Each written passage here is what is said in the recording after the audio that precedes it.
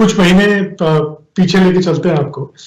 जैसे आपने बोला, पिछली बार जब हमारे समिट में आए थे, इलेक्शन आने वाले थे, it turned out to be a very bitterly contested election, but one in which that you and your party won with a huge majority.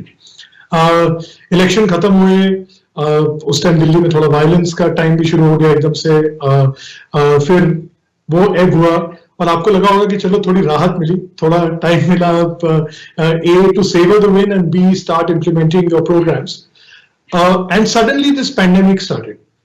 आपको क्या लगता है, हमको कितना टाइम लग गया अंडरस्टैंड करने में कि ये जेन्युइनली बहुत बड़ी क्राइसिस है? मुझे लगता है पूरी दुनिया के सामने ये चैलेंज था। कोरोना एक नया वायरस था, पूरी दुनिया को नहीं पता था कि ये कैसे बिहेव करता है। कोई कहता था 10 दिन में खत्म हो जाता है, कोई कहता था 14 दिन में खत्म। अभी भी किसी को बहुत ज्यादा आइडिया नहीं है। हम देखते हैं कि कोई माइल्ड पेशेंट है जिसको कोई सिम्टम्स नहीं होते, और कई कई ऐसे पेशेंट्स हैं जिनको 4-4 महीने तक लंग्स के अंदर वो पैच रह जाता है। तो अभी भी इसके बारे में बहुत ज्यादा जानकारी मेडिकल फ्रेटर्निटी को नहीं है। अभी भी हम इसको समझने की कोशिश कर रहे हैं। तो पूरी दुनिया में अलग अलग जगहों पे जो भी एक्सपीरियंसेस होते हैं उनको कॉन्स्टेंटली हम लोग भी स्टडी करते रहते हैं और accordingly we react to that.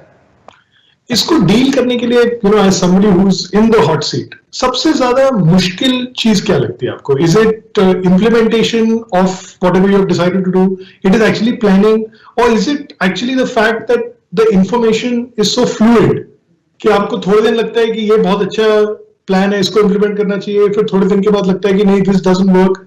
What has been the hardest part for you?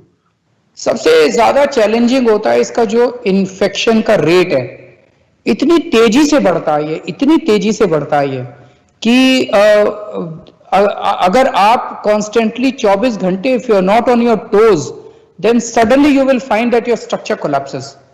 तो you have to be always on the toes. एक चीज है, दो चीजें हैं, एक तो है कोरोना का फैलना, इन्फेक्शन को रोकने की जरूरत है, और दूसरा है उसका मैनेजमेंट कि कोरोना के जो पेशेंट्स आ रहे हैं उन लोगों को अच्छा इलाज मिले।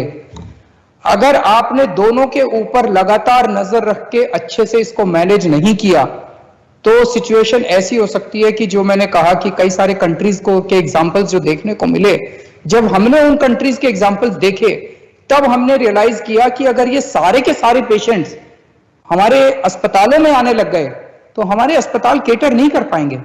अब मान लीजिए आज 43,000 पेशेंट्स हैं, इसमें से 25,000 पेशेंट्स जो हैं वो माइल्ड पेशेंट्स हैं, एसिम्प्टोमेटिक पेशेंट्स हैं।